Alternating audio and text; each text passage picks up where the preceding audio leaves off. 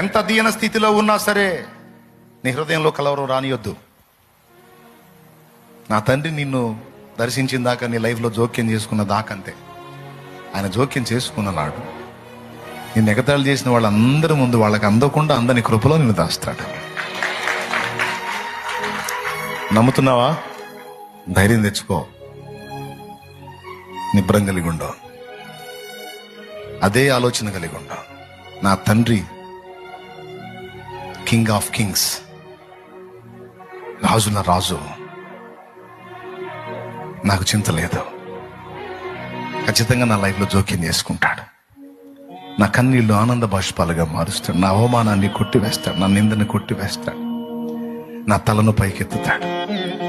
సిగ్గుతో అవమానంతో నేను నించిన తలని ఆయన నా ఎదుటికొచ్చి నా తలను పైకెత్తుతాడు. నన్ను తన గుండెలకు హత్తుకుంటాడు. నా